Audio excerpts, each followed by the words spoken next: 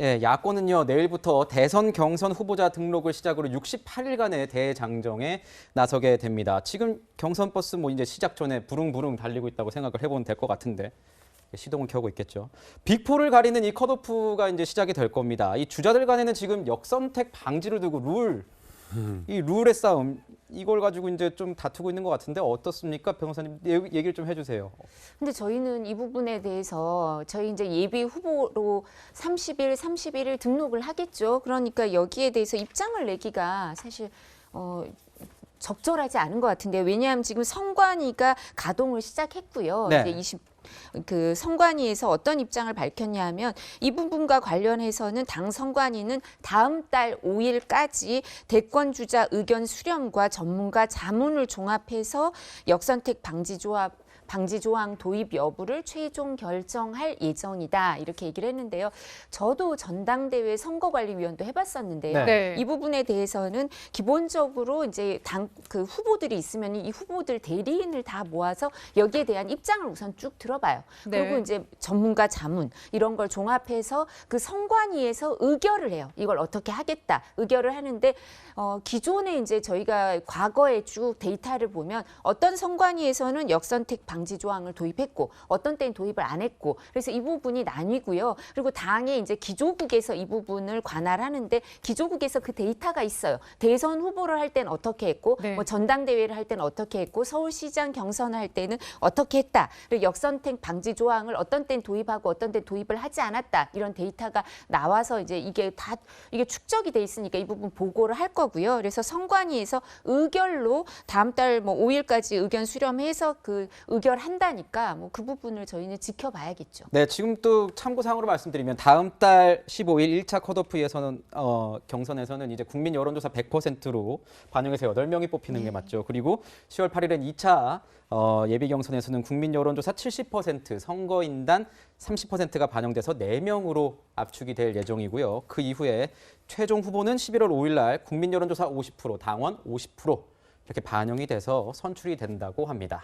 네, 지금 이제 야권에서는 룰 신경전에 이어서 2위 쟁탈전도 점점 심화되고 있습니다. 그러면서 주목받는 인물이 홍준표 의원입니다. 최근에 지지율도 이제 보면은 기존보다는 조금 올랐습니다. 지지율이 8월 2주차에는 홍준표 의원 5.4로 나왔고요. 8월 4주차에는 8.1%로 나왔습니다. 그러면서 이제 SNS에 글을 남기기를 추석을 골든크로스의 목표로 삼겠다라고 네네. 공언을 했던데요. 어떻게 보고 계십니까? 굉장히 이제 자신감 있는 표정이죠. 특히 이제 2030 지지를 좀 많이 네. 갖고 가는 것 같고 아마 이준석 대표로 인해서 2030 특히 남성들의 이제 입당이 많이 이루어졌거든요. 사실 그게 어찌 보면 유승민 대표가 가져가야 되는데 이제 그걸 홍준표 대표가 갖고 가는 게 아닌가 싶고 홍준표 대표 또 부인이 호남분이거든요. 네. 네. 그분도 되게 강조하고 있어요. 그러니까 본인은 이제 예전에 영남에서 도지사도 했고 지금 대구가 지역구잖아요. 그 부인은 또 호남이다. 이거를 어찌 보면 이제 지역적인 기반이 있다. 그다음에 세대도 2030이 본인이 앞서가고 있다라고 해서 이제 토론회 할 날만 기다리고 있을 것 같아요. 토론회를 하면 내가 금방 뒤집을 수 있다라고 얘기하고 있을 것 같은데, 근데 사실 홍준표 대표가 호불호가 많이 갈립니다. 네. 제가 다른 당 입장이 모르겠지만 좋아하는 분도 있는데 또 너무 좀 강한 거 아니야? 이런 분들도 있거든요. 근데 앞으로 아마 이분 특징이 조금 세게 발언하는 거잖아요. 계속 나올 것 같아요. 최근에 뭐 배신자 얘기도 그렇지만 앞으로 좀 더 아마 주목된 발언을 하면서 좀 시선을 집중을 끌고 그걸 통해서 아마 지지율을 좀 올리려고 그리고 경선에 들어가면 토론회에서 역전시키겠다. 저는 뭐 아마 이런 보관인 것 같습니다. 그런 보관이 있을 수 있겠군요. 자, 홍준표 후보 지지율 두고는 이렇게 말이 많습니다. 또 의원님께 여쭤보고 싶은 게요. 이게 동전의 양면 같은 것 같아요. 역선택이냐 아니면 확장성의 문제냐 이런 것 같은데 어떻게 보십니까? 홍준표 의원의 이 지지율 추이는 저희가 어떻게 해석하는 게 좋아요? 홍준표 의원 호불호 분명히 갈리죠. 저분이 갖고 있는 장점은 아시는 대로 첫째는 정치를 오래 했는데 정치권 외곽 사람, 아웃사이더 같은 느낌을 주는 거예요. 그래서 자기 하는 말로 독고다이다, 혼자다 이거죠. 개파 없이 혼자 했다는 그런 느낌. 두 번째는 앞뒤 안 재고 정치적 이해득실 안 따지고 할 말 하는 듯한 느낌. 사이다 발이나 뭐 홍카콜라 그런 건데 뭐 호가 많이 갈리죠. 그런데 저는 그런 의미에서 지금 지지율은 높는데 과연 그러면은 저기 역선택이냐 하는 문제에서 다른 거예요. 지금 아까 이두호 의원이 설명했습니다만 저는 역선택이란 결국은 뭐냐면은 국민의힘에서 생각하는 역선택 문제는 민주당 지지자들이 우리 경선 과정에 개입하여 경쟁력이 약한 후보를 선택함으로써 전국적으로는 민주당 후보 당선을 도와줄 거라는 게 역선택의 취지잖아요. 예를 들어서 지금 민주당 지지자들 중에 홍준표 또는 유승민을 선택한 이유가 그 점일까? 저는 그래 안 봐요. 그래서 그 사람들이 생각하기에는 그나마 보수 후보 가운데는 유승민 또는 홍준표가 낫다고 판단한단 말이에요. 이걸 갖다 그래 당내 경쟁자들은 역선택이니까 아예 민주당 지지자들은 여론조사에 빼자고 주장하는 거거든요.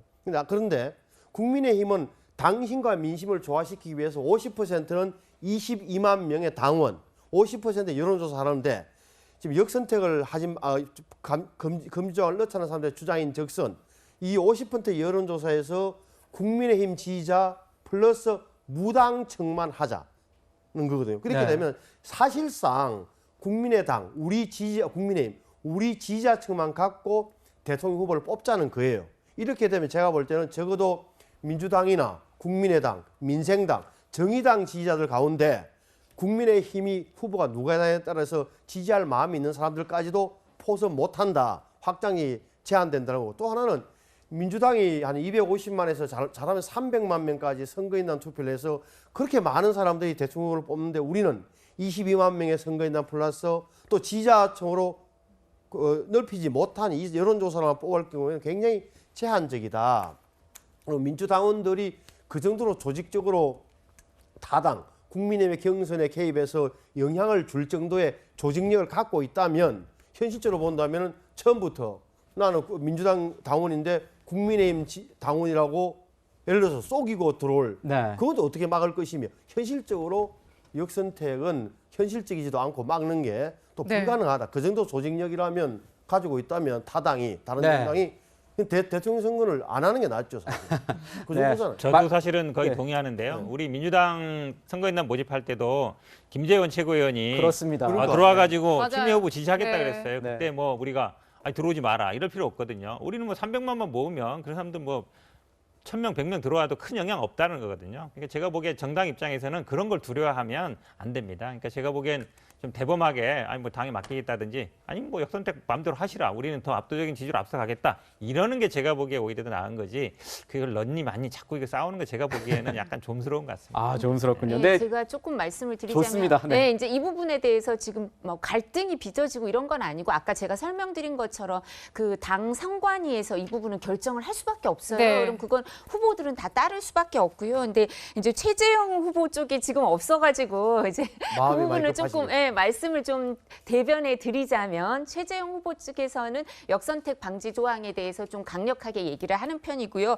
이제 저희는 아까 제가 말씀드렸지만 윤석열 후보 쪽에서는 이제 이 부분은 선관위에서 결정할 거다 이런 입장인데 또 하나 말씀을 드리자면 역선택에 대해서 우려하는 이제 과거 정치인들의 발언을 보면 유승민 후보, 홍준표 후보 다 이 우려하는 발언을 하셨어요. 이게 기록이 쭉 남아 있거든요. 그래서 이 부분에 대해서는 제가 아까 자꾸 데이터를 말씀을 드리는 게 이제 기조국에서 마련하는 데이터, 전문가 의견 그리고 또 의견 수렴 이런 게 다 필요하지 않을까. 그래서 선관위에서 아마 현명하게 결정을 할 거라고 믿습니다. 네.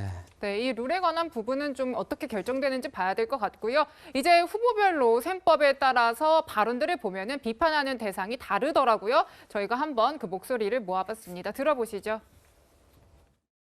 요즘 개만도 못한 사람들이 그렇게 많은데 세상에 그런데 참 특이한 경우를 경험했다. 내 페이스북에 한 줄을 썼습니다. 홍준표 후보가 윤석열 후보를 잡고 유승민이 홍준표 후보를 잡겠다. 그게 아마 이 앞으로 2달 보름 정도의 드라마가 될 거다. 네, 이렇게 이제 뭐 홍준표 의원 그리고 유승민 전 의원이 이런 의견을 냈는데 아까 조금 전에 이제 신성보 의원님 말씀하시면서 독구다이 뭐 이런 얘기를 좀 해주셨는데 뭐 이게 실생활에서는 많이 쓸지 모르겠지만 많이 쓰지 않는 말인데 이제 홍준표 의원이 본인이 할 때 하는데 뭐 고독도 들리고 일본 말도 아닌 것 같은데 뭐 그렇게 그렇습니다. 특종자도 아니고 이상한 말인데 자기는 이제 자기를 뭐냐면 개파의 도움 없이 개파도 만들지 않고 혼자 스스로 정치권에서 자수성가한 그렇습니다. 나를 표현할 때 그 표현을 쓰길래 네. 즐겨 쓰는 표현 우리 일반으로 쓰는 표현 아니에요. 아, 네. 뭐 저희가 안 짚고 넘어갈 수도 있겠지만 네네. 저희 채널에는 또 이게 표준어를 지향하고 있기 때문에 다음에- 한번 저희가 다음으로 짚고 넘어갔습니다. 다음으로 네. 쓰지 않겠습니다. 네, 홍준표 의원의 발언 들어보셨는데 최근에 나온 얘기들을 쭉 종합해 보면 겨냥하는 포인트가 확실한 것 같아요. 윤석열 전 총장 아니면 모두 다 때리기, 모두 까기.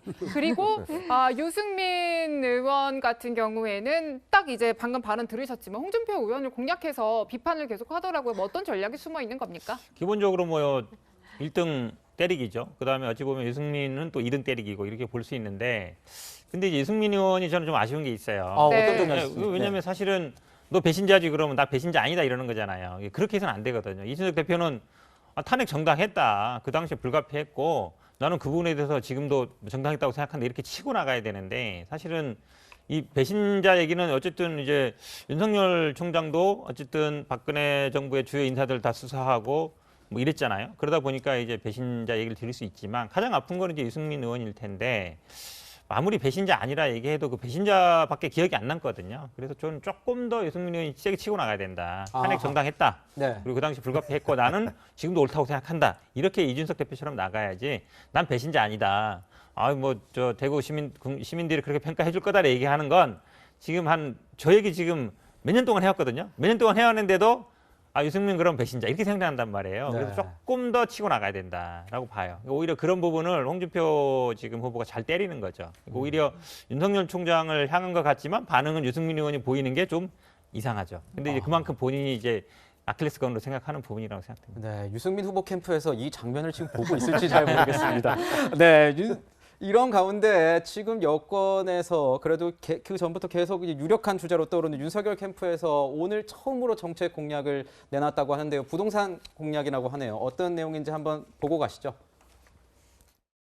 5년 동안 전국에 250만 호 이상, 수도권에 130만 호 이상의 신규 주택을 공급하겠습니다. 공정한 시장 질서와 제도를 확립하기 위하여 주택담보대출에 대한 과도한 규제를 완화하여 실수요자의 주택 구입과 원활한 주거 이동을 보장하는 한편 보유세 부담을 줄이고 양도소득세 세율을 인하하는 등 부동산 세제도 정상화하겠습니다. 네, 오늘 오전에 있었던 영상을 보셨는데요. 자, 윤석열 전 검찰총장 같은 경우에 느낌이 이런 겁니다. 문재인 정부에서 했던 부동산 정책을 전부 다 안 하겠다는 뉘앙스로 좀 읽히고요. 뭐 250만 호 이상, 수도권에 130만 호 이상의 신규 주택을 공급하겠다 이렇게 얘기를 했는데 다른 후보들도 마찬가지지만 시민들이 느끼기에, 유권자들이 느끼기에는 아니 250만, 130만 말하기 정말 이거 되는 거야? 비현실적인 거 아니야? 이런 얘기 많이 나옵니다. 뭐 어떻게 보십니까? 캠프 대변인으로서. 근데 이 부분과 관련해서는 이제 5년 동안 전국 250만 호 이상, 수도권 130만 호 이상 신규 주택을 공급하겠다는 건데요. 이것과 관련해서 3기 신도시 이제 물량이 있으니까 그 부분도 원활하게 공급되도록 하고 또 뿐만 아니라 이제 그 저활용 그 공공 택지 같은 게 있거든요. 공공용지나 이제 국가가 갖고 있는 국유지들이 있으니까 그 부분을 또 이용하고 예를 들면 이제 역세권이나 아니면 서울 안에도 그 차고지 같은 게 있어요. 네. 그 차고지 같은 이런 부분을 이제 이동시키고 하면 이제 사실상 이 부분은 현실적으로 이루어질 수 있고 또 뿐만 아니라 어떤 게 있냐면요. 공공이 주도해서 이 부분을 꼭 이뤄내겠다 이게 아니에요. 이제 기본적으로 정부가 할 수 있는 개입 범위를 정립하고 그다음 민간이 주택을 활발하게 공급할 수 있도록 민간에서 공급 물량이 많이 나올 수 있도록 지원을 하겠다. 이런 부분이 이제 다른 후보들하고 좀 차별화되는 거고요. 또 이제 국민들이 아마 저희가 이걸 발표하니까 관심을 많이 가지는 게 신혼부부나 청년층 무주택자들의 이제 최초 주택 구입 지원 이 관련인데요. 사실은 20, 30대가 주택 비율을 소유하고 있는 비율이 아주 낮아요. 40, 50대보다도 사실은 수도권이든 전국이든 해보면 훨씬 낮은 비율이죠. 네. 그래서 이런 부분에 있어서 주택 구입 지원을 하기 위해서 이제 여러 가지 정책을 또 오늘 발표를 했는데요. 뭐 이 부분은 저희 여기서 말씀드리기는 지금 자료를 제가 엄청 많이 갖고 왔는데 네. 이제 할 거고요. 여기에 대해서는 이제 뭐 언론에서 이제 지면을 통해서 이렇게 여기에 대해서 저희가 현실성이 있다는 걸 저희는 이제 이렇게 보여드릴 거고 또 비판하시는 분들은 또 이제 내일부터 계속 또 비판이 이루어질 것으로 보이지만 제가 뭐 비판하고 지적하려는 건 아닌데 저도 한 마디 이제 30이거든요. 예. 이 부동산 정책이라는 거는요. 지적 비판 달게 받으시고 네. 현실성 있게 내놓으셔야 된다는 점 저는 여야를 막론하고 다 드리겠습니다. 윤석열 전 검찰총장 오늘 저희가 정책 소개해 드리지만 이뿐만 아니라 다른 의원, 다른 후보자들도 모두 다 부동산 정책 있습니다. 그 유권자 여러분들, 시청자 여러분들도 자세히 보시고 어떤 후보가 제대로 정책을 냈는지 또 검증도 하시고 또 언론도 검증을 하도록 노력하겠다는 말씀 드리도록 하겠습니다. 자, 그리고 계속해서 얘기가 나오는 인물 있죠? 김종인 전 위원장입니다. 오늘 나온 보도에서 또 김종인 전 위원장의 목소리가 나와서 저희가 한번 같이 이야기를 해보면 좋을 것 같은데 지금 나오고 있죠. 그러니까 경선 과정에서의 선대위원장 내 의사와 관계없어 관심이 없다라고 했는데요. 윤 전 총장 후보되면 도와줄까라고 여쭤봤더니 그때 가서 봐야 점점점 이렇게 얘기를 했어요. 제가 이어서 질문을 네. 다시 좀 드리겠습니다. 어떻게 뭐 캠프 내에서 분위기가 어떤지 뭐 소통을 하고 있는지도 궁금하거든요. 이제 그 언론 보도를 봐도 이제 김종인 전 위원장이랑 가까운 사람들이 들어와 있다, 뭐 이런 보도가 많았죠, 그죠? 그런 것처럼 김종인 전 위원장도 지금 또 발언도 뭐 이 부분에 대해서 대안이 없다, 그러니까 뭐 도와야 되는 거 아니냐 이런 취지의 발언도 하시기도 하셨고요. 그래서 뭐 그 언론에 보도된 걸 보면 정가빈 전 부의장하고 네. 김종인 전 위원장하고 후보가 만난 저 사진도 있죠. 가장 최근엔 저 그렇죠. 언론에 보도된 가장 최근 만남 사진은 저겁니다. 그래서 저희가 확인해 드릴 수 있는 건 지금 언론에 보도된 정도로만 확인을 드릴 수 있지 뭐 자세한 부분은 말씀드리기가 좀 어려운 부분이 있습니다. 제가 볼 때 김종인 박사를 지금 그 경선 국면에서 선대위원장으로 모시고 한다는 김종인 위원장이 원하지 않을 겁니다. 그건 뭐 그 정도 용도는 아니고요. 아신 대로 김종인 위원장이 갖고 있는 장점이라는 것은 굉장히 정치적 경험에서 나오는 민심의 향배, 정치의 뭐랄까 다이나믹스에 대해서 가장 정통하신 분이지 일부 어디 가서 선거 과정에서 경선 과정에서 정치적으로 네. 어떻게 움직이라 할 수 있는 그 정도 기술자는 아니란 말이에요. 그래서 큰 그냥 뭐랄까 큰 방향을 잡는 그런 분이죠. 저는 가능성이 별로 없다고 봐요. 네. 지금까지 국민의힘 경선 버스 출발 본격 앞두고 야권 주자들의 행보 짚어봤습니다. 네.